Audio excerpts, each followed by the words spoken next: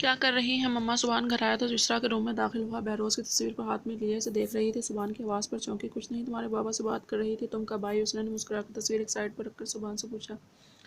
बिल्कुल अभी आया हूँ। बाबा से क्या बातें कर रही हैं आप? सुभान युसरा के पास सोफे पर बैठकर इसके कंधे के लिए हाथ रखता हुआ इससे पूछने लगा।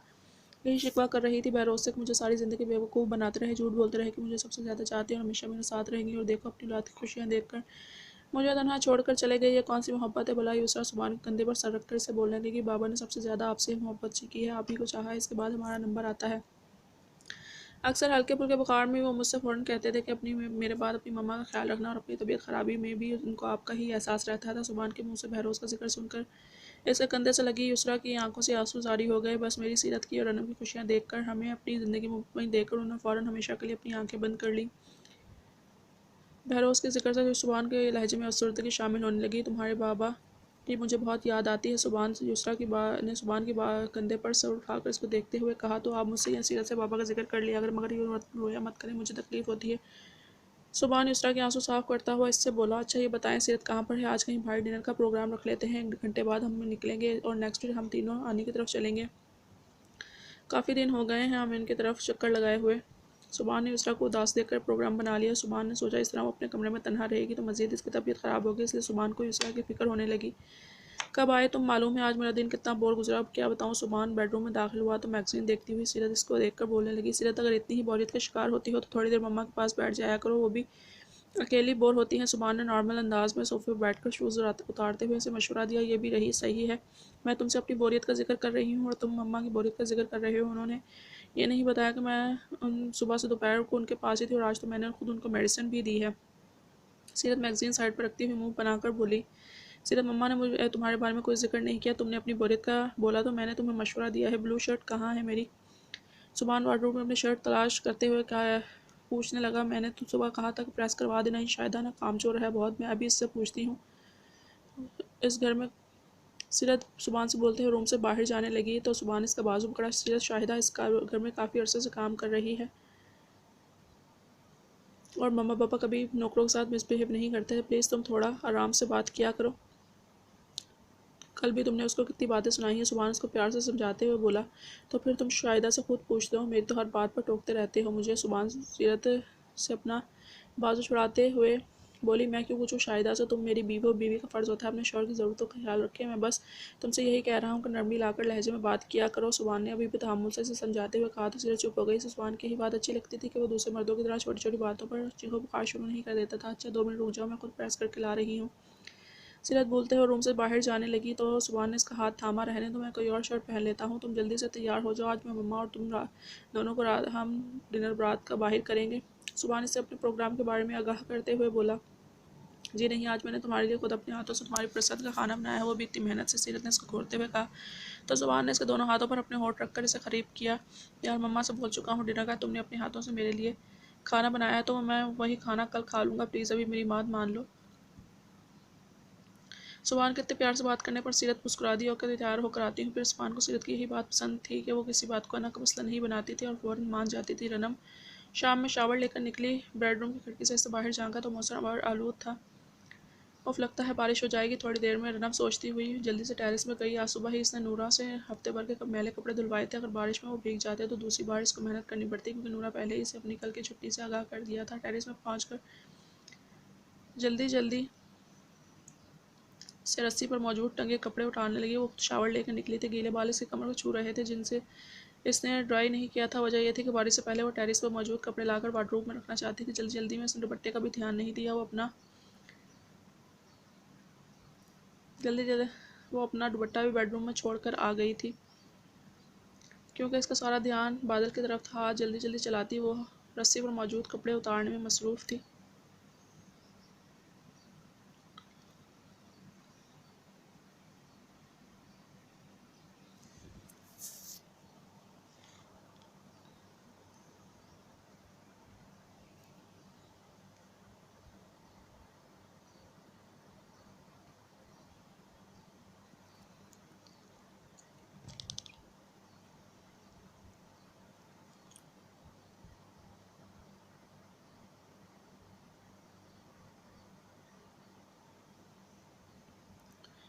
यार टॉप फ्लोर पर देख क्या फिट बंदी है। काशान ने कार पार्किंग में कार पार्क करके बाहर निकला तो इसे 4 कदम दूर 2 लड़के में से दिखाई दिए जो एक दूसरे से बात कर रहे थे।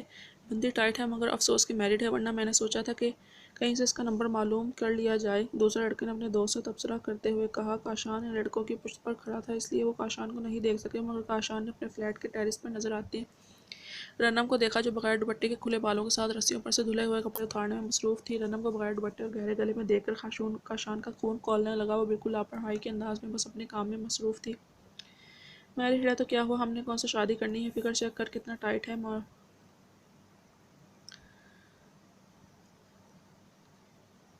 मोबाइल नंबर मालूम कर ही लेते हैं, थोड़े दिन एंजॉय कर लेंगे। पहले लड़के ने अपने दोस्त से कहा तो काशान का गुस्से में खुद पर काबू रखना मुश्किल हो गया।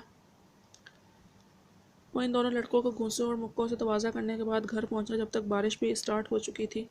रनम ने अभी सारे कपड़े वार्डरूम में तरतीब से रखे ही थे कि घर की बेल बजी। बेड पर रखा दुपट्टा उठाकर अपने गले में डालते हुए दरवाज़ा खोलने लगी। काशान के आने का टाइम था, से मालूम था काशान ही होगा। आज चाय रखने में लेट हो गई हूँ, आप चेंज कर लें, मैं जल्दी से चाय रखती हूँ। दरवाज़ा खोलते ही रनम ने काशान को देखते बोलना शुरू किया। काशान ने फ्लैट के अंदर कदम रखते ही जोरदार थप्पड़ रनम के मुंह पर दे मारा, जिसकी शायद रनम को तवक्का नहीं थी। वो लड़खड़ाती हुई दूर जा गिरी। थप्पड़ से जहाँ रनम का बदाम हुआ जूड़ा खुल गया, वहीं काशान के हाथ की रेस्ट वॉच भी उतर कर दूर जा गिरी। एक पल के लिए आंखों के आगे रनम की अंधेरा छा गया।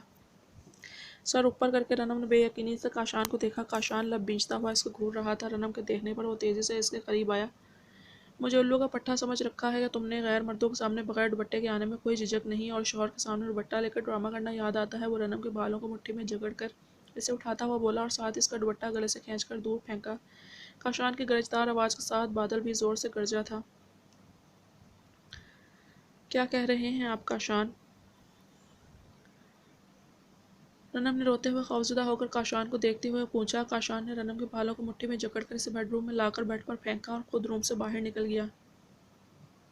रनम बेड पर रोंदे मुंह रोने लगी। बाहर बारिश जोरों से बरस रही थी। रनम को दरवाज़ा बंद करने की आवाज़ आई। करीब कदमों की आवाज़ पर रनम ने सर उठाकर काशान को देखा, मगर इसके हाथ में छुरी देखकर रनम की आंखें खौफ की से फटी की फटी रह गई। बादल एक बार जोर से गरजा। काशान, ये आप क्या?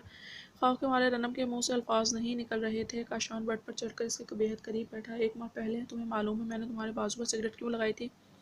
क्योंकि तुम बगैर आस्तीन के कपड़े पहनकर नवीद के सामने आई थी, जो कि सिर्फ 12 साल का था, और आज तुम बगैर दुपट्टे के टेरिस पे गई। 22 साल के लड़के थे वो, तुम्हें मालूम है वो लड़के तुम्हारा गहरा गला देखकर तुम्हारे बारे में क्या जुमले बोल रहे थे। काशान छुरी को तिरछा पकड़कर आहिस्ता से छुरी की नोक रनम के चेहरे पर फेरता हुआ गर्दन तक लाया। रनम अपनी सांसें रोके बिल्कुल पत्थर की बनी हुई थी। अगर वो जरा भी हिलती तो छुरी इसको जख्मी कर सकती थी। रोज रात को तुम्हारे हुस्न को सराहना नहीं भूलता, अपने लफ्ज़ों से, होठों से, आंखों से, हर अमल से तुम्हारी तारीफ करता हूँ। कौन सी कमी रह जाती है मेरे सराहने में जो तुम यूँ बगैर दुपट्टे के गहरे गले पहनकर अपनी नुमाइश करने टेरिस में ही? जवाब दो मुझे। काशान अब छुरी की नोक सीधा करके रनम के सीने पर रखता हुआ बोला। इसके रद्दे अमल पर रनम की जान निकलने लगी। काशान, कसम ले ले, मेरा मकसद बाहर टंगे हुए कपड़ों को उतारना था, वरना वो बारिश में ख़राब जते। मुझे जल्दी में दुपट्टे का ध्यान नहीं रहा, प्लीज़ मुझे मत मारिएगा। रनम रोती हुई इसे सफाई देने के साथ अपनी कांपती हुई उंगलियों से काशान के सीने पर आर बनाने लगी। इसे इस वक्त काशान से बेपनाह खौफ महसूस हो रहा था, मगर वो चाहती थी काशान इस पर एतमाद करे। तुम्हें क्या लग रहा है मैं तुम्हें मार दूंगा? तुम्हें मार सकता हूँ भला? मैं ऐसा नहीं करूँगा, मैं ऐसा कर ही नहीं सकता। काशान ने छुरी को दूर फेंकते हुए कहा। मगर मैं क्या करूँ? बताओ, इन लड़कों की बातें मेरी यहाँ चुभ रही हैं। काशान अपने सीने से रनम की उंगली पकड़कर अपनी पेशानी पर जोर से मारता हुआ बोला। रनम को मजीद रोना आने लगा। वो एक नज़र रनम के सुर्ख गाल पर डालकर कमरे से बाहर निकल गया। रनम अब बेड पर लेटी हुई थी, रो रो कर आंखें खुश्क हो चुकी थी। बाहर भी बरसात बंद हो चुकी थी। 3 घंटे गुजर चुके थे। इसे मालूम था काशान दूसरे कमरे में क्या कर रहा है। वो खौफ के मारे बेड से उठी तक नहीं थी।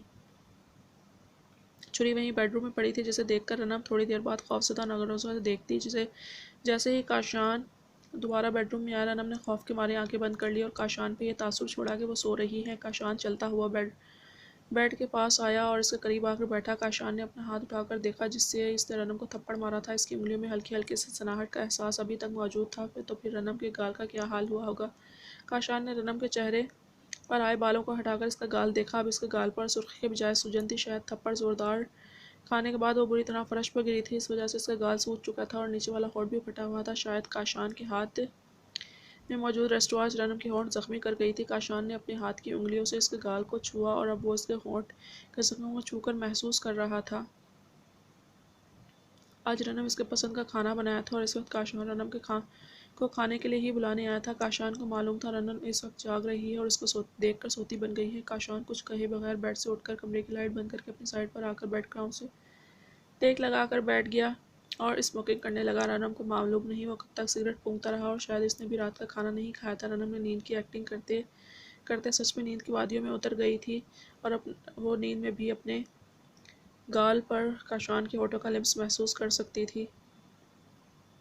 फिर भी इसकी आंख नींद से या खौफ से नहीं खुली थी।